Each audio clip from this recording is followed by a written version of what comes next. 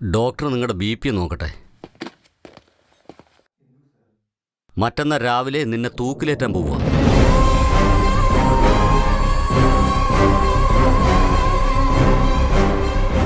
അവസാനത്തെ ആഗ്രഹം വല്ലതും ഉണ്ടോ?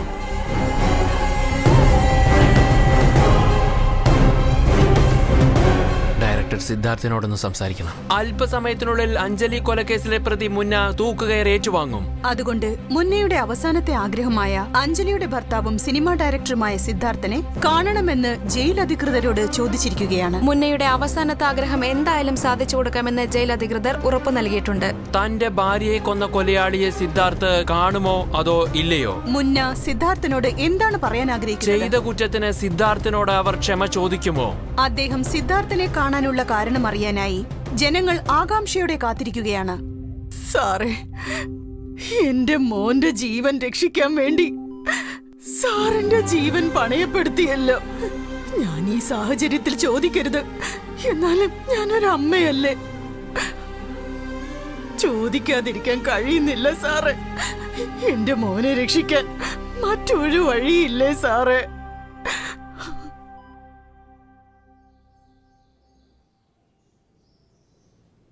നീ ചെല്ലു മോളെ. എന്താ സാർ ഒരു അറിയിപ്പില്ലാതെ വന്നത്? വഴിതെറ്റി എങ്ങനെ വന്നാണോ? എനിക്ക് മറ്റൊരു വഴിയും കിട്ടിയില്ല. സത്യം നിലനിൽക്കാൻ വേണ്ടി ഇതാണ് എൻ്റെ അവസാനത്തെ പരിശ്രമം.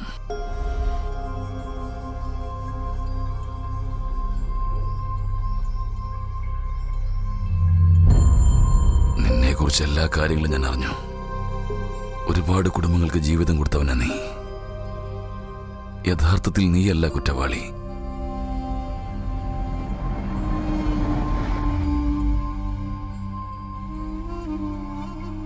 നിന്റെ ഭാര്യയെ എന്ത് കാരണം കൊണ്ടാണ് നീ കൊന്നതെന്ന് എനിക്കറിയേണ്ട കാര്യമില്ല. എനിക്ക് നിന്നോട് ചോദിക്കാനുള്ളത് ഒരേ ഒരു കാര്യം മാത്രമേ ഉള്ളൂ. ദയവ് ചെയ്ത് നീ കുറ്റം സമ്മതിക്കണം, സത്യത്തെ സംരക്ഷിക്കണം. ആ സത്യം തീർച്ചയായും നിന്നെ രക്ഷിക്കും. നിനക്കങ്ങനെ ചെയ്യാൻ കഴിഞ്ഞാൽ ഒരു ജീവൻ രക്ഷിക്കാൻ നിനക്ക് കഴിയും. ഒരമ്മയുടെ കണ്ണീർ തുടയ്ക്കാൻ കഴിയും. നിനക്ക് രക്ഷപ്പെടാൻ വേണ്ടി ഒരു നിരപരാധിയാണ് നീ ബലി കൊടുത്തത്. തനിക്ക് ആവശ്യം വരുമ്പോൾ മറ്റുള്ളവരുടെ സ്വത്തും പണവുമാണ് അപഹരിക്കുക. പക്ഷെ നീ ഇവിടെ ഒരു നിരപരാധിയുടെ ജീവൻ അപഹരിക്കാൻ പോകുന്നത്. എല്ലാവരുടെയും നന്മ ആഗ്രഹിക്കുന്ന നിനക്ക് ഇത് തെറ്റാണെന്ന് തോന്നുന്നില്ലേ? അതാ ഞാൻ പറഞ്ഞത്, നീ കുറ്റമേറ്റു പറഞ്ഞ് അവനെ രക്ഷിക്കേ. നിനക്ക് ശിക്ഷയിൽ ഇളവ് കിട്ടാൻ സാധ്യതയുണ്ട്. നീ എന്നെ ചതിച്ചതുകൊണ്ട് മാത്രമല്ല ഞാൻ ഇത്രയും പറഞ്ഞത്. ഒരു നിരപരാധിയെ രക്ഷിക്കാൻ വേണ്ടിയാണ് ഞാൻ അന്ന് അങ്ങനെയൊക്കെ ചെയ്തത്. നിന്നെ വേദനിപ്പിച്ചിട്ടുണ്ടെങ്കിൽ ഐ ആം സോറി. ഞാൻ അവസാനമായിട്ട് നിന്നോട് അപേക്ഷിക്കുക, നീ നിന്റെ മനസാക്ഷിയോട് തന്നെ ഒന്ന് ചോദിച്ചു നോക്ക് പ്ലീസ്.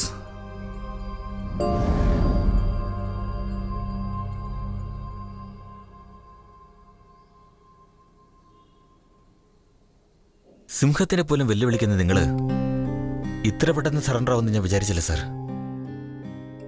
ഈ അവസ്ഥയിലും സാർ ന്യായത്തിന്റെ കൂടെ തന്നെയാണല്ലോ. അതാ എനിക്ക് സാറിനോട് ഇത്രയും ഇഷ്ടം. ഇപ്പൊ സാർ ഒന്ന് പറഞ്ഞില്ലേ ഞാൻ കുറ്റവാളിയല്ലെന്ന്? അത് മതി സാർ. സാർ എന്നെ മനസ്സിലാക്കിയല്ലോ. പക്ഷേ അന്ന് അഞ്ജലി എന്നെ മനസ്സിലാക്കാതെ പോയി സറണ്ടർ ആവാൻ പറഞ്ഞു. സറണ്ടറോ? എന്തിന്?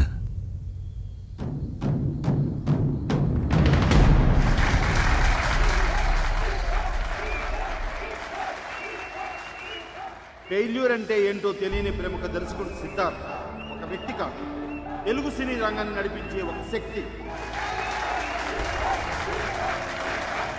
చిన్న వయసులోనే మన తెలుగు సినిమాని అంతర్జాతీయ స్థాయికి తీసుకెళ్లిన దర్శకుడు మన సిద్ధార్థ్.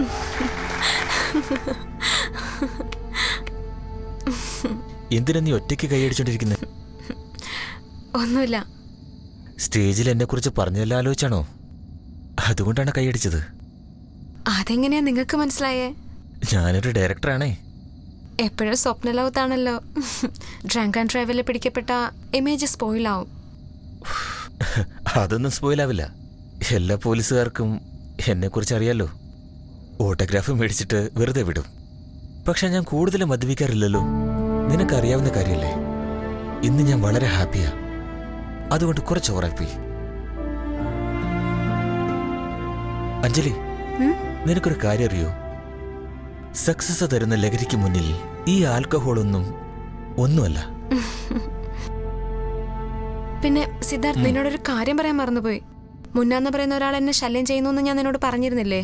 ഒരു ദിവസം അയാള് ഹരിഹരൻ സാറിന്റെ വീട്ടില് കാർപ്പൻ്ററായിട്ട് വർക്ക് ചെയ്യുന്നത് കണ്ടു.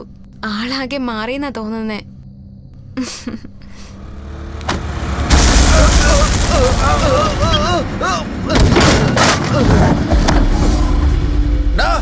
അവിടെ നിൽക്കടാ, ഇറങ്ങി വാടാ.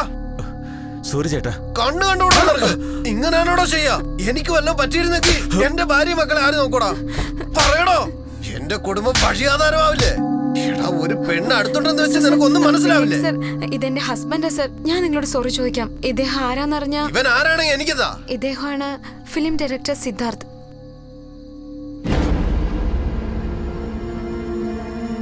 സോറി സർ, ദേഷ്യം കൊണ്ട് അറിയാതെ തല്ലിപ്പോയതാ. സാറിന്റെ സിനിമയൊക്കെ ഞാൻ കണ്ടിട്ടുണ്ട്. സാറിന് എനിക്ക് ഒരുപാട് ഇഷ്ടമാ. ഇതൊന്നും മനസ്സിൽ വെച്ചേക്കല്ലേ സാറേ.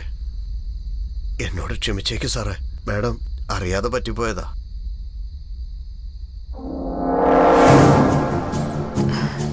സിദ്ധാർത്ഥ്, സിദ്ധാർത്ഥ്, നമുക്ക് പോയാലോ? വാ.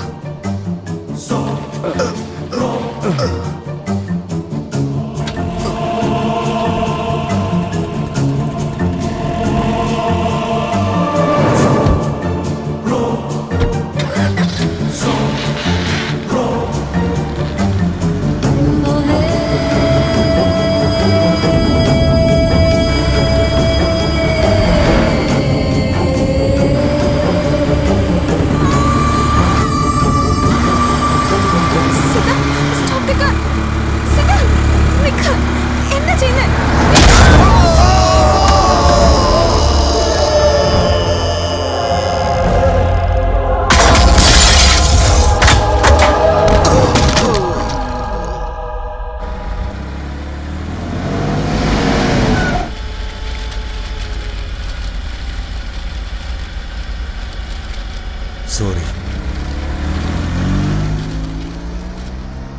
ദേശീയപാതയിലുണ്ടായ ഒരു അപകടം കാരണം ഒരു കുടുംബം മുഴുവൻ വിഷമിക്കുകയാണ്. ഞായറാഴ്ച രാത്രി തങ്കരാജ് എന്ന വ്യവസായി മാർക്കറ്റിൽ നിന്ന് നെല്ല് വിറ്റ് കാശുമെടുത്തുകൊണ്ട് തിരികെ പോകുമ്പോൾ അജ്ഞാതമായ ഒരു വാഹനം അദ്ദേഹത്തെ ഇടിച്ചു തെറിപ്പിക്കുകയായിരുന്നു. വ്യവസായമല്ലാതെ മറ്റൊരു തൊഴിലും അറിയാത്ത ആ കുടുംബം നിർധനരായി നിൽക്കുകയാണ്. ഭർത്താവുണ്ടാക്കി വെച്ച കടം എങ്ങനെ അടയ്ക്കുമെന്നറിയാതെ, 2 കുട്ടികളെ എങ്ങനെ വളർത്തുമെന്നും അറിയാതെ സ്വന്തം കുട്ടികൾക്ക് വിഷം നൽകി താനും കുടിക്കുകയായിരുന്നു. ഇതിൽ അമ്മയും മൂത്ത മകളും മരണപ്പെട്ടു. ഇളയ കുട്ടി ICUവിൽ ജീവൻ മരണ പോരാട്ടത്തിലാണ്. 2 ദിവസങ്ങളായി മൃതദേഹം മോർച്ചറിയിൽ സൂക്ഷിക്കുന്ന നിലയിൽ കോമ സ്റ്റേജിലുള്ള ആ കുട്ടിയെ കോടതിയുടെ സമ്മതത്തോടെ ഒരു നിമിഷം കുടുംബക്കാരുടെ മൃതദേഹങ്ങൾ കാണിക്കുവാൻ ഡോക്ടർമാർ പരിശ്രമിച്ചുകൊണ്ടിരിക്കുകയാണ്. ഈ അവസ്ഥയിൽ ആ കുട്ടി മാതാപിതാക്കളുടെ മൃതദേഹങ്ങൾ കാണുന്നത് ശരിയാണോ തെറ്റാണോ എന്ന് വിവാദങ്ങൾ നടന്നുകൊണ്ടിരിക്കുകയാണ്.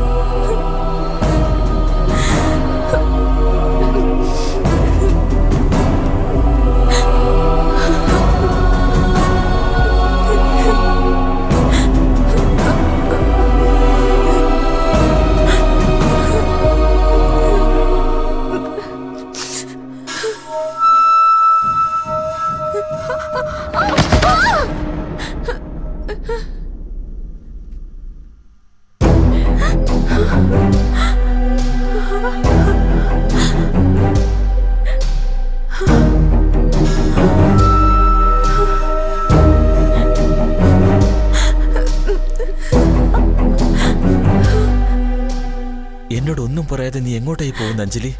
വാ, അകത്തേക്ക് വാ.